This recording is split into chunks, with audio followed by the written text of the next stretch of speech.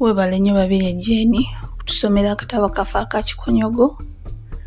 Mu kaseera kano tugenda kugera olugero then olututwala akatabo kaffe akaddako akabwali butamanya. Olugero lwe tugenda okugera olwaleero lumanyikiddwa buli wamu. Balugeze emirundi egiwera ate era baluzannyemu n'Ekinnayuganda. Ensonga lwaki tugambye naffe katuluddiŋŋane eri nti lwakubanga mu kaseera kano tutambulira mu nsi ejjudde okusoomoozebwa ate era nga tukyetaaga okweteekateeka n'okuteekateeka abaffe okusobola okweŋŋanga ebyo byonna bye twetaaga okusanga mu nsi muno. Olugero lwe tugenda okugera lwanjabala era lugenda bwe luti. Awo olwatuuka abooluganda ng'otulabira ng'abaawo omusajja ne mukyala we nga bazaala omwana waabwe ow'obuwala era erinnya baamutuuma lya Njabala. Njabala yakuzibwa awembejjebwa era teyayigirizibwa mulimu na gumu ng'abaana abalala. Kitaawe wa Njabala yafa akyali muwala muto era ebiseera bye ebisinga yabimala ne maama we. Bwe yakula yabaamu omuwala omulungi Kaalaala nga buli muwala amwesiimisa ate nga buli mulenzi yeesunga okumuwasa ng'atuuse mu myaka egifumbirwa. Kyokka waayita ebiseera maama wa Njabala naye n'ava mu bulamu bw'ensi era n'amuleka bumu bwa nnamunigina.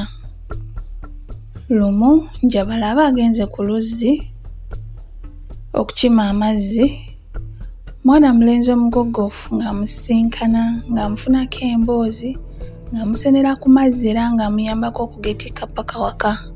Baatambula amwogereza era yamutengula omutima n'amuwasa. Olw'okuba Njabala yali teyakuzibwa, talina mulimu gwe yali asobola kwekolera. Emmere yagisiriizanga oluusi ng'ekona oba okubibirira.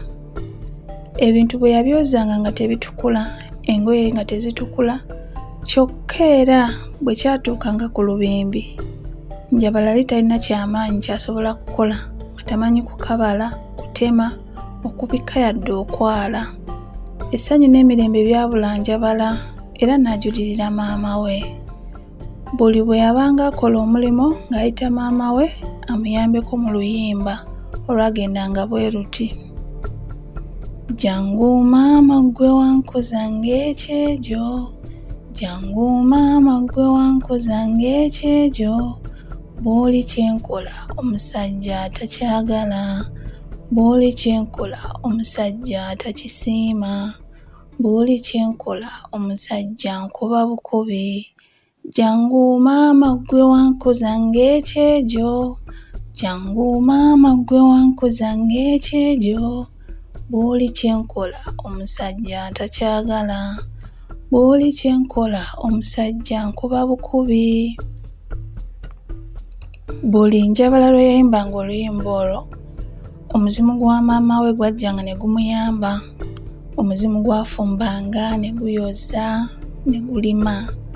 Buli lwe gwajjanga kubanga kyabanga kivve era nga bwe kikyali kivve mu Buganda, omuko okusisinkana nnyazaala we gwakolanga emirimu nga guyimba okusinziira ku mulimu gwe gwalinga gukola mu kaseera ako. Era oluyimba lwagendanga bwe luti. Njabala njabala njabala tolinsanza muko njabala, njabala njabala njabala tolinsanza muko njabala.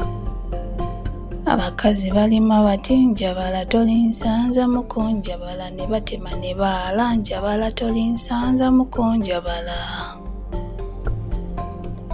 Essanyu lyatandika okulabikako mu bufumbo bwa Njabala era omwami we n'atandika okumwenyumirizaamu n'okumwesiimisa.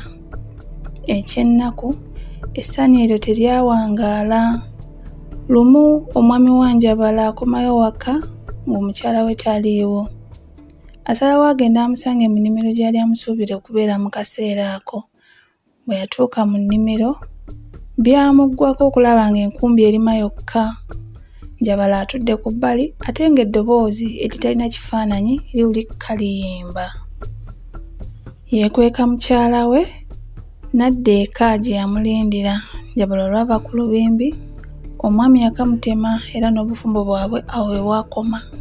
nangawo we nalabira. Tusisinkane mu episode eddako, in fact episode esooka ey'akatabo ka Bwali Butamanya.